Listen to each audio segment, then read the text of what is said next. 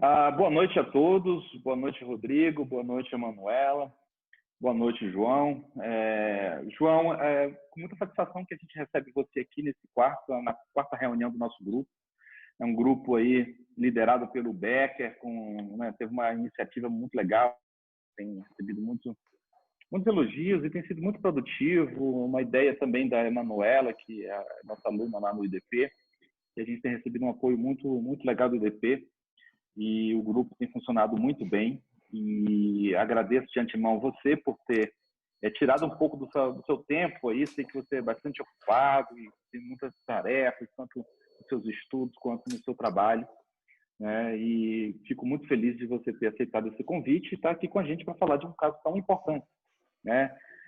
Mas antes de lhe passar a palavra, terei enorme prazer de falar um pouco sobre você, né? E fui lá fazer o dever de casa, pesquei lá no seu currículo lá e vi que está atualizado, né? Então, quando o cara é muito produtivo, a gente já vê que está todo tempo atualizado. Então, João, seu currículo é muito extenso, além de admirável, e assim, uma pessoa que eu tenho as melhores referências. Nós pudemos nos encontrar aqui tempos atrás em Brasília, enquanto você estava atuando, né, aqui, e assim, tenho de você as mais profundas referências de competência, de um cara que teve uma história dentro da graduação fabulosa, dentro da Federal da Bahia, e é o cara também dos concursos aqui, como vocês verão.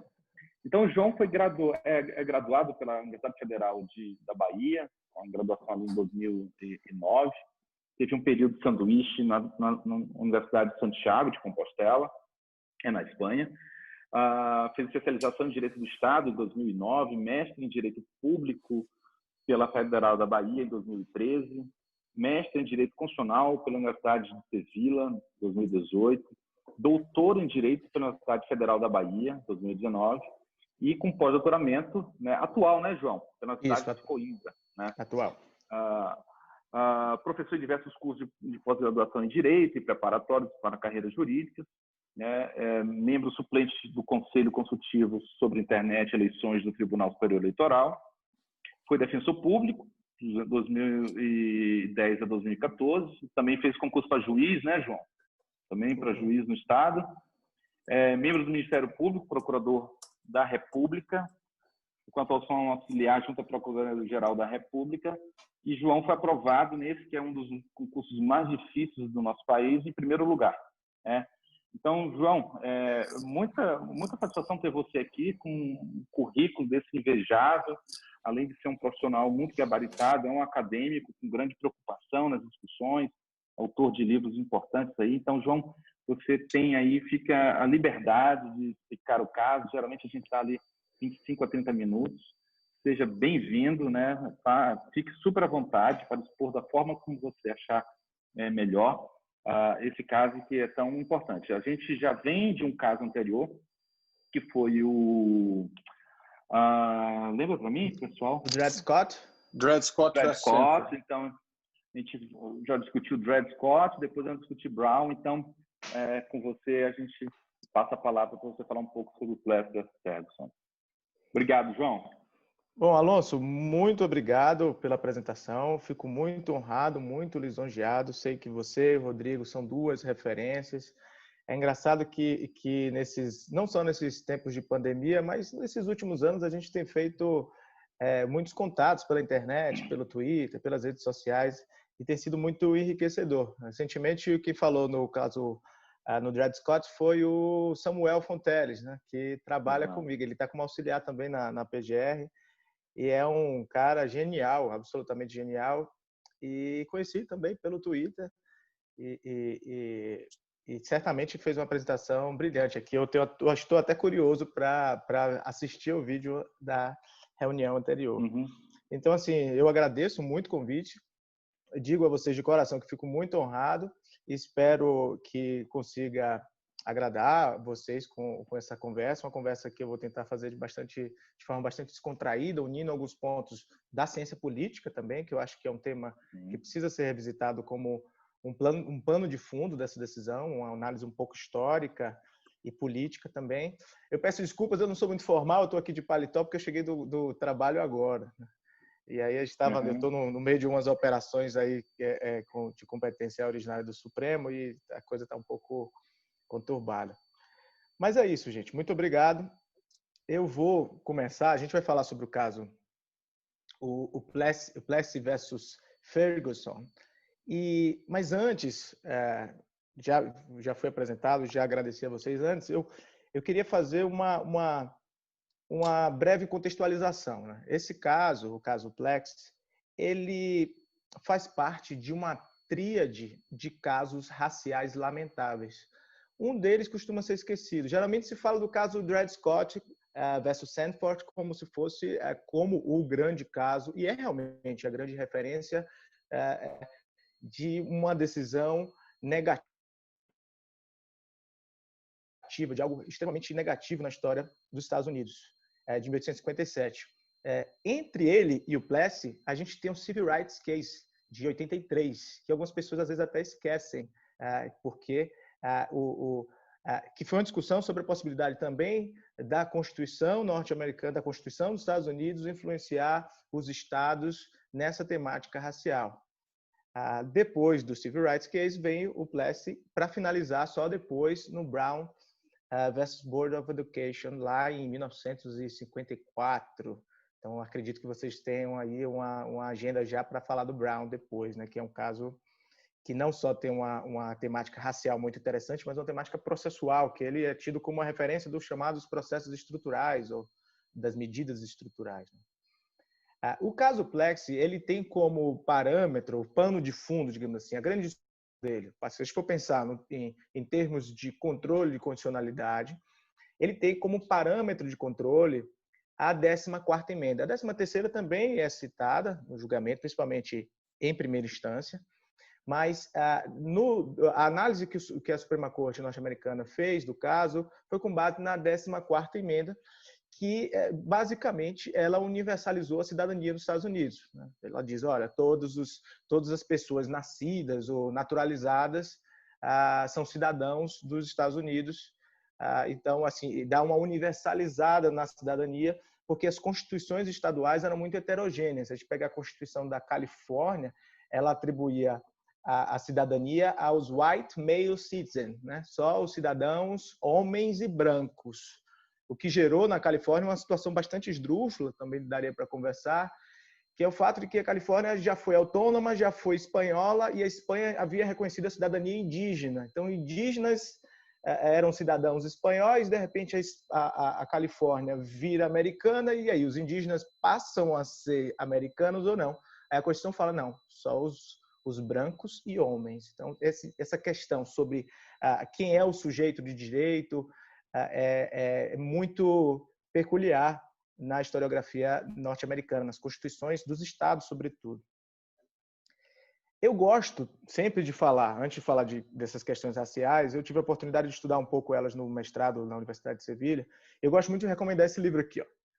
Eu já recomendei algumas vezes até no Twitter, do David Lyons, Confronting Justice. Eu acho esse livro muito legal, não sei se estão vendo aí direitinho, é da Oxford Press. Ele faz um apanhado um pouco da questão racial nos Estados Unidos e fala um pouco sobre as medidas de compensação que poderiam existir, como confrontar as repercussões práticas da legislação e do posicionamento da Suprema Corte durante tantos anos. É um livro que eu recomendo muito para quem se interessa por essa temática racial. E, assim, falo isso porque esse livro dá um pano de fundo maravilhoso para a gente falar dessas decisões todas. O autor, o Lyons, ele começa o livro dizendo assim, mais ou menos assim, olha, é muito difícil confrontar as graves injustiças cometidas por seu próprio país. Ele não fala no seu próprio país, ele fala por seu próprio país. E ele diz, olha, a gente precisa esclarecer as coisas. Os americanos costumam ver a independência americana como uma luta pela liberdade contra um domínio opressivo inglês. E, às vezes, são ignoradas algumas razões da insatisfação dos colonos americanos, a exemplo de restrições que a Inglaterra impunha a incursões em territórios tradicionalmente ocupados por indígenas, como no caso do Quebec Act, por exemplo. Também questões relativas à escravidão, a gente sabe que essa questão escravista, que é o pano de fundo, é a grande questão sociológica e jurídica por trás de todos esses casos, é a escravidão, no fundo é isso. A prática da escravidão nas 13 colônias ocorreu de forma tão intensa quanto nas colônias portuguesas, nas colônias espanholas, e começou pelo estado da Virgínia, em Jamestown, quando um navio, uma embarcação holandesa, desembarcou lá alguns escravos. E aí é o curioso que o David Lyons ele refere, ele fala, olha, na época que os escravos chegaram nos Estados Unidos, a escravidão não era permitida. Quer dizer, a legislação inglesa e a colonial não permitiam isso. Então, vejam, os colonos não tinham autorização para trazer escravos naquela época, em 1619, algo do tipo. Então, temos uma conclusão curiosa. Assim, o Estado de Direito na América colonial, ele esquece que a escravidão começou no campo da ilicitude. Isso é interessante. E aí, com o passar do tempo, claro, né, a primeira Constituição, se não me engano, de Massachusetts, dos estados, as constituições começaram a prever a escravidão dentro delas, e a Constituição dos Estados Unidos, embora não tenha previsto, nunca tivesse previsto de maneira expressa a escravidão, previu a cláusula do escravo que fugia, né? A Fugitive Slave Clause. Dizer, olha, o indivíduo que for pego no outro estado deve ser devolvido a quem é devido o seu trabalho. Ou seja, se um escravo fugir para outro estado, na disciplina da Constituição que tratava das relações entre estados, havia previsão de que o indivíduo que fosse... É uma expressão curiosa, ele não usa a expressão escravo, ele fala que fosse detido ou que estivesse numa situação de trabalho forçado, alguma coisa assim. Ele fala kept for labor, alguma coisa assim, tipo, pego para trabalho, ele tem que ser devolvido a quem de direito. Então, assim, a Constituição, indiretamente, ela abria margem para a escravidão. E os estados, boa parte deles já previa. Então, a gente precisa enfrentar isso quando a gente fala desses casos, até porque a Suprema Corte, quando trata de casos assim, ela costuma fazer referência aos pais fundadores dos Estados Unidos, ao Constituinte. E se a gente for voltar, inclusive, para os constituintes, a gente consegue identificar até alguns casos curiosos, até anedóticos. Por exemplo, John Adams. John Adams foi um founding father, ele foi o primeiro vice-presidente dos Estados Unidos e ele depois foi o segundo presidente e tinha uma esposa chamada Abigail Quincy.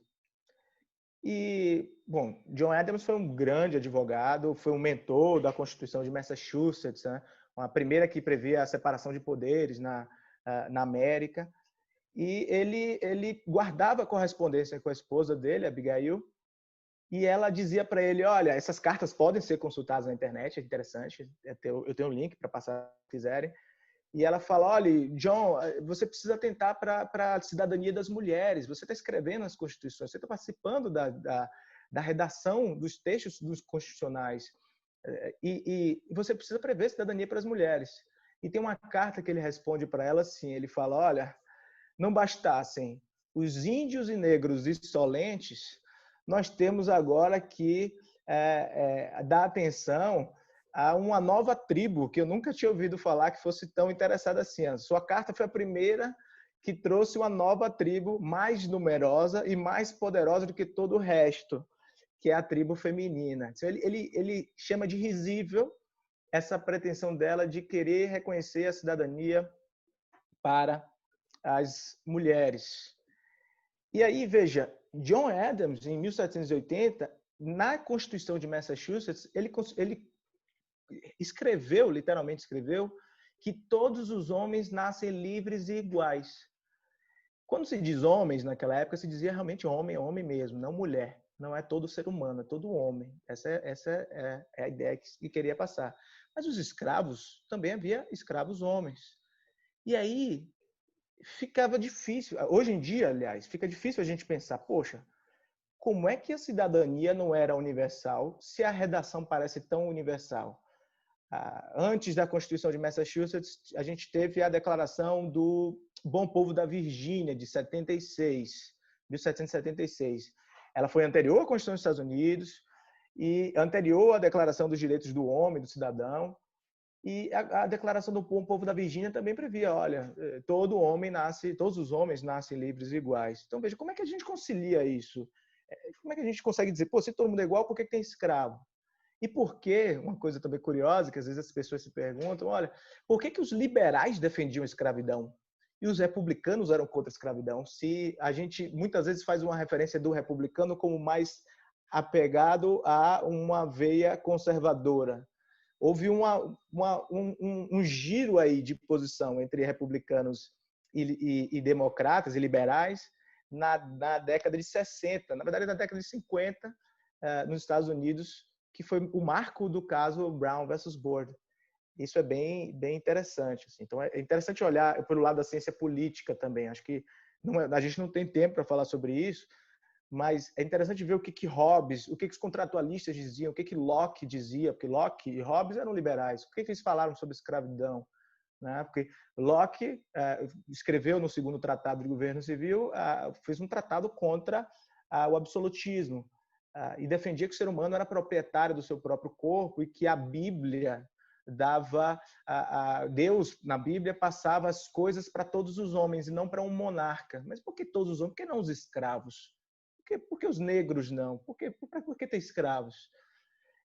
E havia diversas construções jurídicas de Blackstone, de Emer de Vattel, em torno dessa ideia de, olha, o que é o sujeito do direito, o que é pessoa, o que é sujeito de direito, por que o escravo não pode ser sujeito de direito, por que o escravo, a mulher e o índio estavam dentro da esfera privada, da autonomia privada.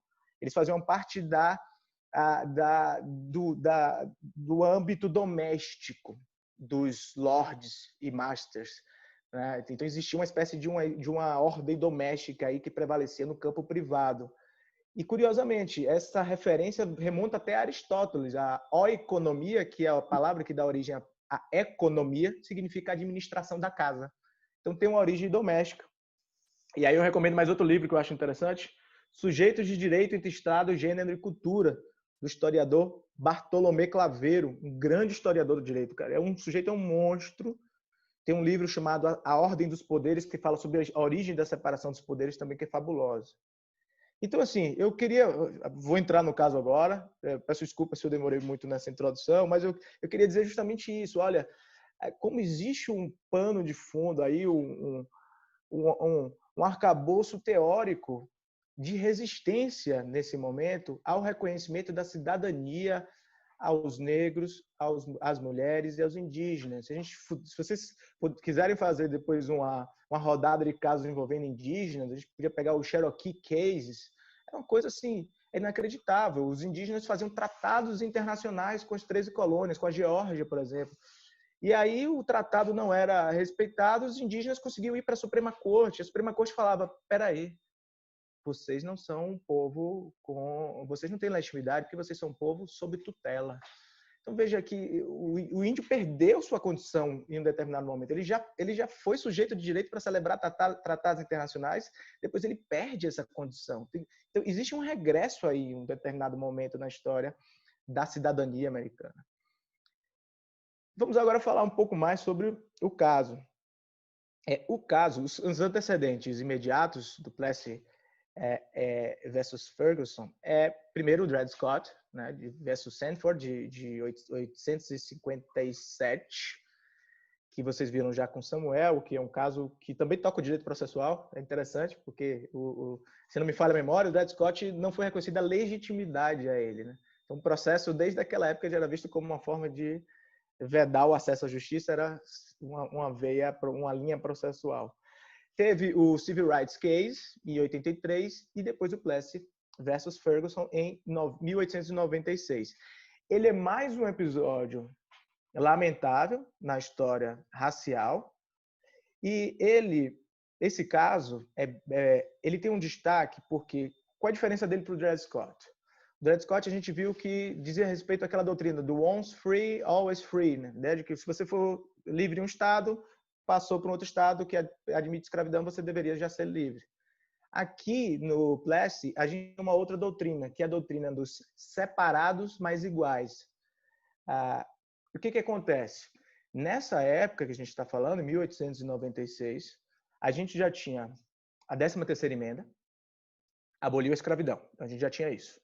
A gente já tinha a 14ª emenda, universalizou a cidadania. Então, os estados se viram forçados, os estados administrados, geridos por pessoas com tendências racistas, supremacistas, eles tinham a ideia, olha, a gente precisa resistir a isso. Já não pode mais a escravidão. Já todo mundo é sujeito de direito, então vamos construir uma armadilha aqui para preservar a nossa supremacia, para evitar a integração. E se dizia, olha, vamos criar a seguinte ideia, todo mundo é igual, né? Mas separados. Somos todos iguais, mas separados. Hoje em dia, olhando para isso, parece uma coisa sem pé nem cabeça, mas naquela época foi uma doutrina que sobreviveu por muitas e muitas décadas. No século XIX, essa ideia do separate but equal, ela gerou ela foi o fundamento de uma série de leis estaduais que tiveram aval da Suprema Corte. Essas leis estabeleciam medidas de segregação entre negros e brancos, principalmente nos estados do sul e nos estados de fronteira. Então, o que acontecia? A ideia era o seguinte, tudo bem, negros e brancos são iguais, contudo separados. Então, tem que ter um restaurante para negro, um para branco, um banheiro para negro, um banheiro para branco, assentos e transportes públicos, acessos a escolas vocês vão ver no Brown vs. Board, teatros, etc.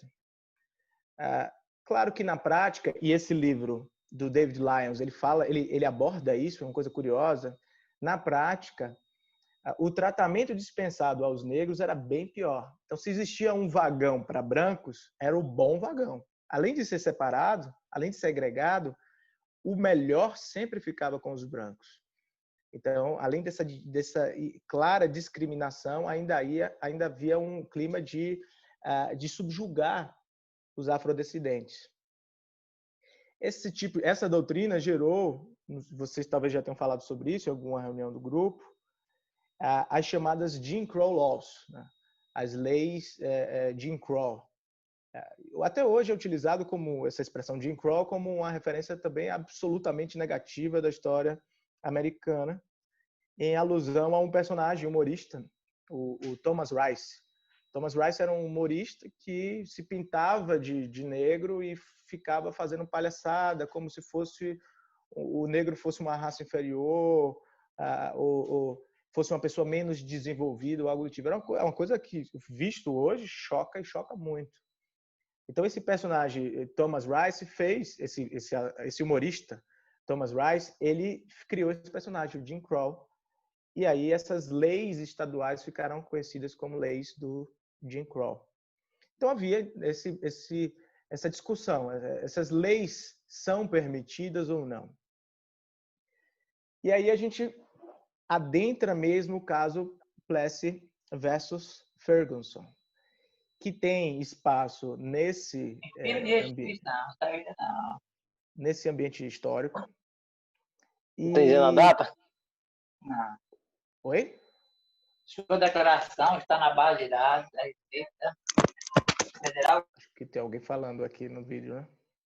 Pronto, voltando. Então, esse caso, ele tem referência, né? Ele ocorre nesse momento histórico, e ele tem espaço, ele tem lugar em New Orleans, no estado de Louisiana, em 1892. Eu não sei se você já for, alguém já teve a curiosidade de visitar New Orleans, eu acho que o Rodrigo talvez já tenha ido, porque o Rodrigo, eu sei que viaja bastante, eu vejo no Twitter. E New Orleans, eu tive a oportunidade de ir com minha esposa ano passado para o festival de jazz. Eu sou aficionado por jazz. Eles têm um festival muito tradicional lá, muito, muito bom. Se vocês quiserem ir, vale muito a pena. É um lugar barato de entrar e é um evento cultural maravilhoso. É o NOLA, né? New Orleans Jazz Festival. E o que acontece? New Orleans, para quem já foi, no meio de New Orleans, tem uns trens que são muito bonitos, uns trenzinhos vermelhos, muito, muito bonitos. E naquela época, 1892, foi criado o Separate Car Act, ou seja, o decreto, o ato dos carros separados. Então, havia vagões de trens para negros e vagões para brancos.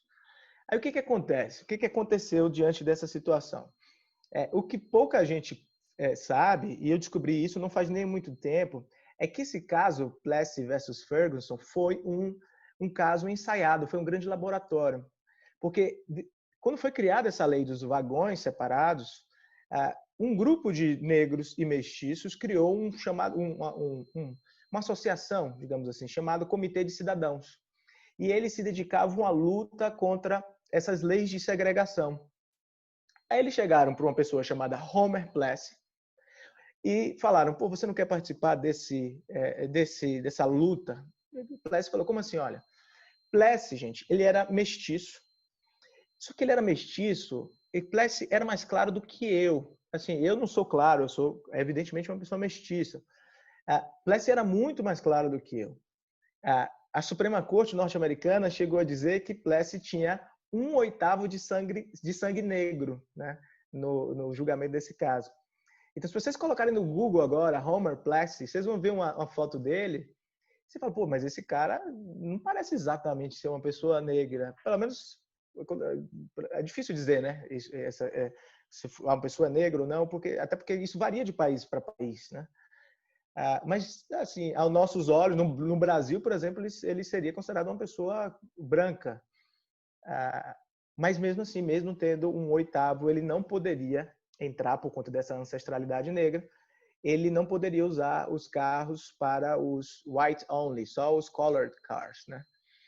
E aí Plessy falou, tá bom. O comitê de cidadãos falou, Plessy, você vai embarcar em um vagão de trem exclusivo para pessoas de cor branca, em New Orleans, e a gente vai desafiar essa lei. A companhia de trem já sabia que isso ia ser feito, né? E aí Plessy embarca, entra no vagão, e ele é removido à força, ele sofre uma multa e ele é encaminhado à prisão. Ele é preso em razão da desobediência. Ele foi condenado pela prática de crime, uma sentença de 1892, por violação à legislação, ao Separate Car Act. O juiz desse caso em primeira instância, o nome dele é Ferguson, John Ferguson. E ele invocou como precedente o Civil Rights Cases, que já tinha sido debatido sobre o poder dos estados, no Civil Rights Case, sobre o poder dos estados de definir se iam adotar práticas de segregação ou não. Aí o que aconteceu? Os advogados do Comitê de Cidadãos recorreram para a Suprema Corte de Louisiana, né? Você sabe que existem Supremas Cortes estaduais nos Estados Unidos. A Suprema Corte de Louisiana manteve a decisão. E aí, em seguida, Plessy recorreu para a Suprema Corte dos Estados Unidos, que na época era presidida por Melville Fuller, né? Fuller foi um antigo advogado, um político democrata. Ele era um ex-deputado, era muito comum, sobretudo naquela época, ex-ministros, os justices, serem oriundos da política e terem filiação partidária. O relator não foi o Fuller. Fuller era o presidente era o Chief Justice, né, da Suprema Corte. O relator foi o Henry Billings Brown. Ele também foi um respeitado advogado no passado, antes de entrar na corte. Ele chegou a ser juiz distrital em Detroit, Michigan, e, por sua vez, era do Partido Republicano. Então, tínhamos um presidente do Partido Democrata e tínhamos um relator do Republicano. O que falou Brown, que é o relator? Olha que argumentação, percebam que argumentação torta e sem lógica nenhuma foi utilizada nesse caso. Vejam, ele disse o seguinte, a lei de Louisiana não fez nenhum tipo de discriminação entre negros e brancos. E aí, o parâmetro de controle, se vocês entrarem naquele site OIS, né, OYEZ, que é muito bom para trazer sumários de julgamentos da Suprema Corte, vocês vão ver que a pergunta era a seguinte, olha, a separação de carros para brancos e negros viola a 14ª emenda? E ele falou, olha, a emenda 14, ela reconhece a igualdade entre as duas raças, ele usa essa expressão, mas, diante da natureza das coisas, não poderia abolir distinções baseadas em cor. Então, o relator utilizou um argumento no sentido de que a lei não poderia fazer do quadrado redondo, a lei não poderia alterar a natureza das coisas. E ele falou, olha, essa segregação não significa uma inferioridade de uma raça em relação à outra. E mais, ó, a legislação não só não significa inferioridade, mas a legislação também não pode erradicar instintos raciais ou distinções físicas. E, bem paradoxalmente, no final, embora ele diga, olha, a lei não criou inferioridade, não. No final, ele fala assim, olha, se uma raça é inferior à outra socialmente, a Constituição dos Estados Unidos não pode colocá-las no mesmo plano. Então, vejam que situação complicada. Né? Quem é que foi o voto dissidente? Foi do Marshall Harlan. Um justice, ele foi dissidente. E o voto dele é maravilhoso. As expressões que ele se utiliza são maravilhosas. Ele também foi o voto vencido, o Marshall Harlan, no Civil Rights Case. Então, assim, ele já vinha fazendo essa resistência desde o Civil Rights Case. E ele usava uma expressão muito interessante, que foi muito repetida. O Harlan dizia assim, olha, nossa Constituição é color blind, né? Ela é cega em relação à cor. Ele criticou duramente o voto do relator. Ele disse, olha, a corte, se decidir dessa forma, estará decidindo de maneira muito ignorante. Todo mundo sabe que a legislação impugnada tem um objetivo claro e não é de excluir pessoas brancas dos carros ocupados pelos negros. Não é criar um espaço exatamente assim, olha, esse aqui é seu. É o contrário, é afastar os negros dos brancos, é segregar as pessoas.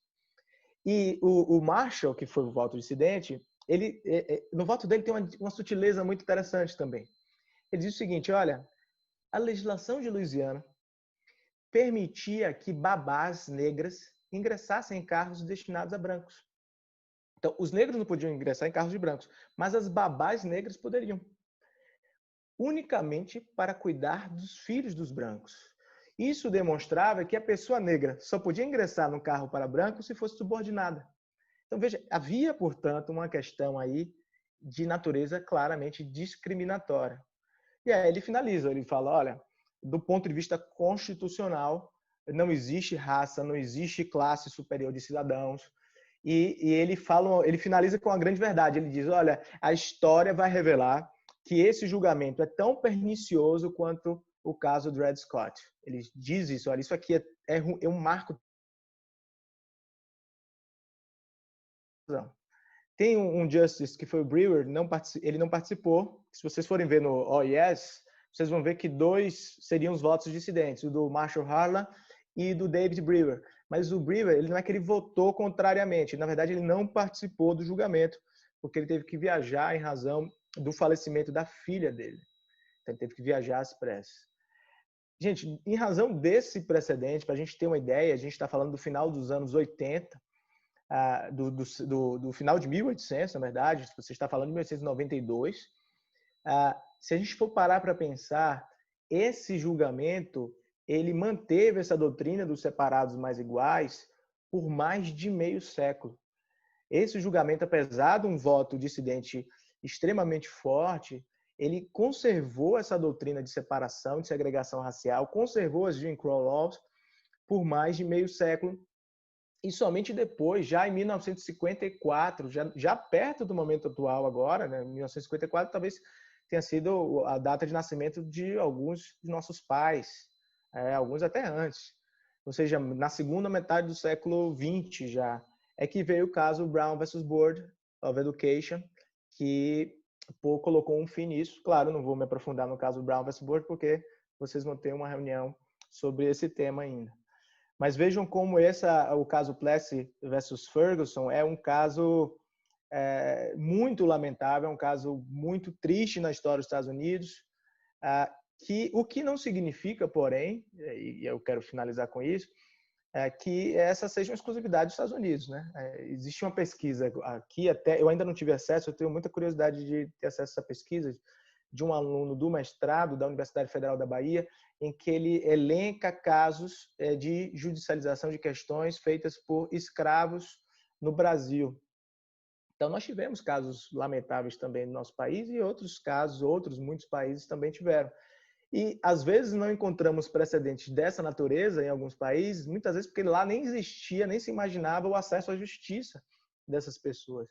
Então, assim, na verdade, esse é um episódio lamentável da história, não apenas da história americana, né, da história mundial, de boa parte dos países que tinham esse tipo de legislação de segregação racial.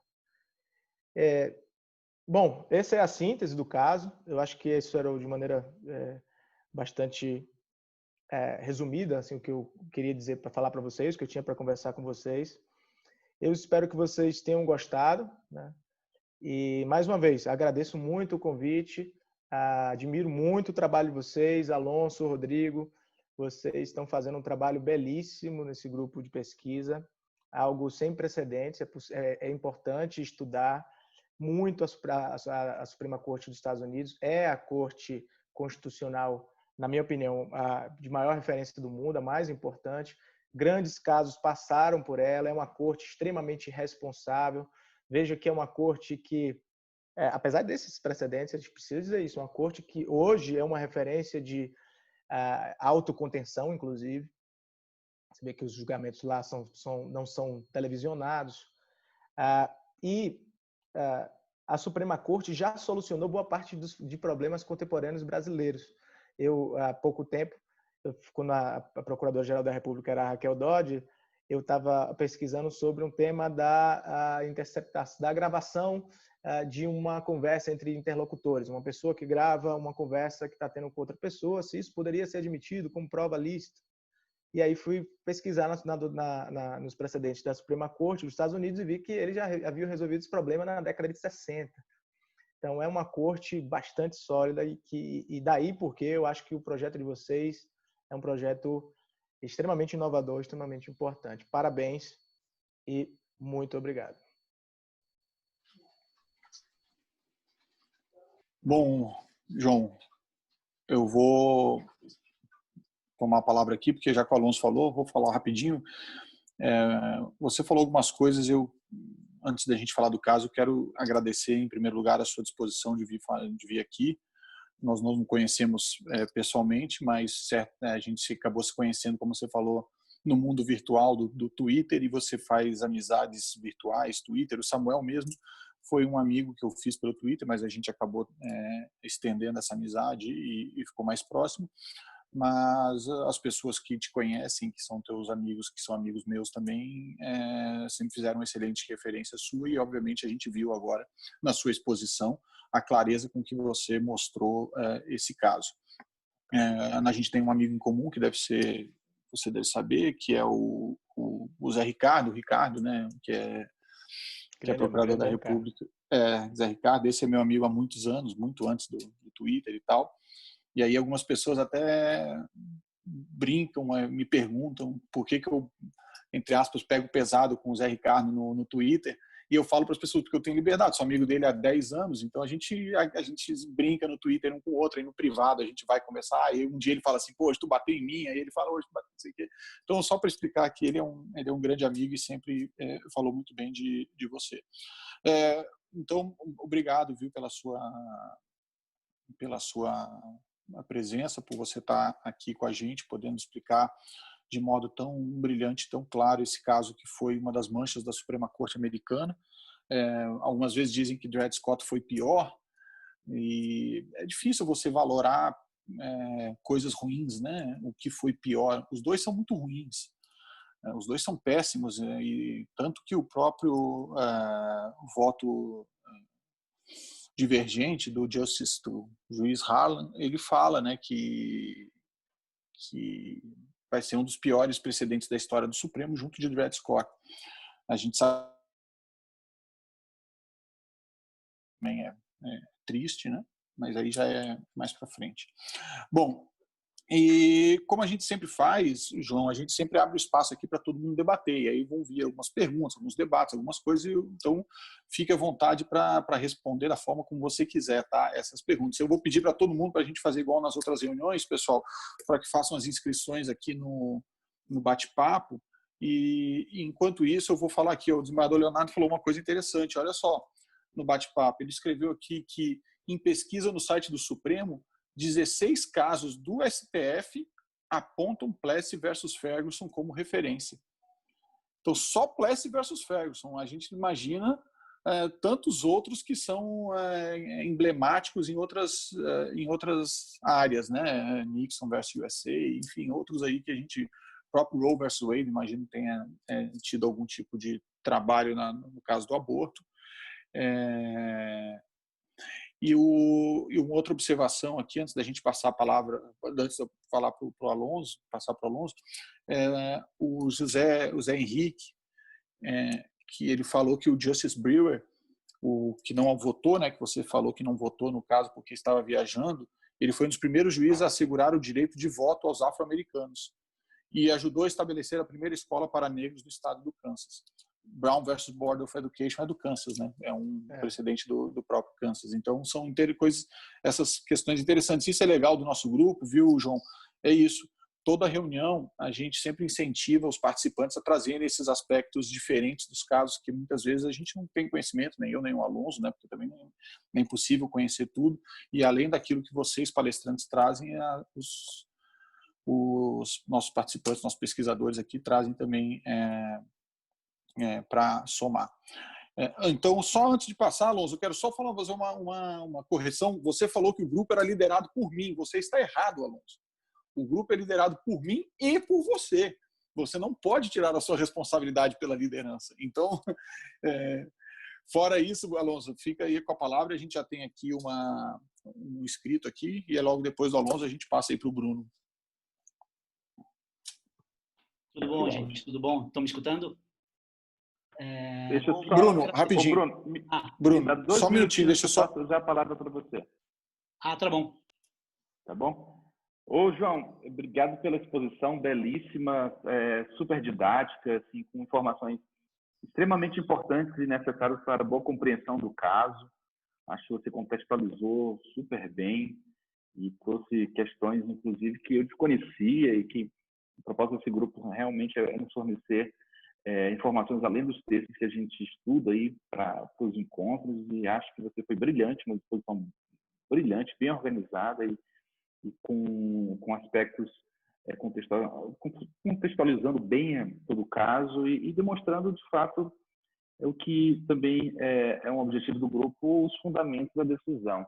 Então, assim, eu tenho um pouco a acrescentar a partir do que você falou, mas o que me chama a atenção, até porque você é um estudioso da sociologia, é como é que, neste caso, incrivelmente, o fundamento para a sua decisão é de que o direito não pode enfrentar a realidade.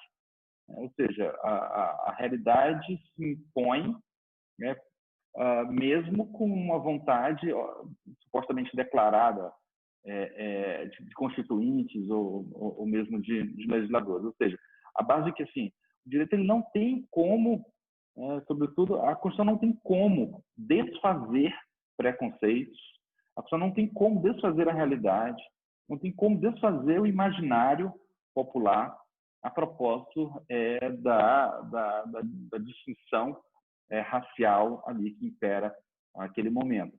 Então, ali me pareceu que a sociologia ela foi utilizada como uma superação da própria vontade constituinte, ou seja, a gente costuma dizer que o direito, de fato, ele não pode ignorar a realidade, porque a realidade ignora o próprio direito, né? Ou seja, nesse caso, curiosamente, o fundamento foi: não tem o que fazer, a realidade é essa, que eu não tenho como impor, né, o direito frente a essa realidade. Então, esse é um aspecto que é marcante para mim nessa decisão, o fato de que você está dizendo o seguinte: olha, pelo menos aqui no momento eu não tenho o que fazer, a realidade se impõe, né? E essa doutrina dos separados mais iguais, ela é curiosa porque ela vai dizer o seguinte: olha, não há nenhum tipo de tratamento aqui que viole igualdade, porque o tratamento dado é um tratamento absolutamente igualitário. E aí você nos trouxe a informação que todos nós sabemos, né, de que, de fato, não eram tão iguais assim. A condição de vida, o transporte público, as escolas não eram bem iguais, né? Então, além de separados, de fato, havia uma desigualdade real. Então, mostra mais uma vez que, às vezes, o discurso jurídico e político, às vezes, ele mascara a própria realidade. Então, eram essas considerações que eu gostaria de colocar para você, se você quiser acrescentar alguma... E outra coisa, uma realidade que durou, aí, como você bem colocou, 60 anos, né? 6 décadas, para que fosse iniciado um processo de término dessa segregação, né? E depois, com o apoio da Associação Nacional para o Progresso das Pessoas Negras, e com toda uma estrutura de apoio que forneceu, né, um fundamento, uma base para a decisão lá em Brown, né? Mas lembrando dessa expressão, né? Ou seja, a natureza das coisas pode superar a própria vontade constituinte, ou seja, não tem como superar por meio de uma... tempos depois, a gente observa que, na verdade, se tenta transformar a realidade por meio do direito, ou seja, a imposição de normas, inclusive normas funcionais, voltadas à superação, pelo menos em seu aspecto legal, de uma realidade que tenta se impor.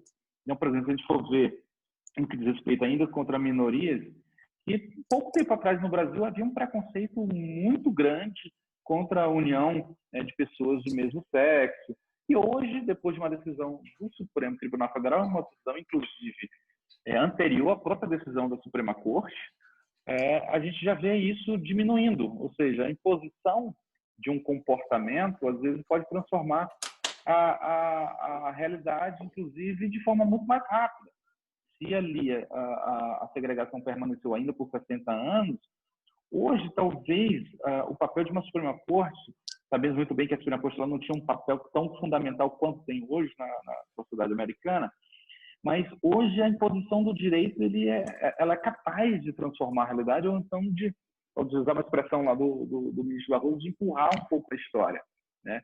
Ou seja, naqueles tempos, diante de uma Suprema Corte que não tinha tanto a reputação, ou não tinha tanto poder quanto tem hoje, de fato o direito teve que esperar a história, né? O direito ali não empurrava, a Suprema Corte não empurrava por uma transformação. Então, isso me chama bastante atenção e era algo apenas que eu queria comentar a título apenas de curiosidade minha, já que sua exposição foi absolutamente completa. Eu acho que era aquilo que a gente precisava para iniciar a discussão.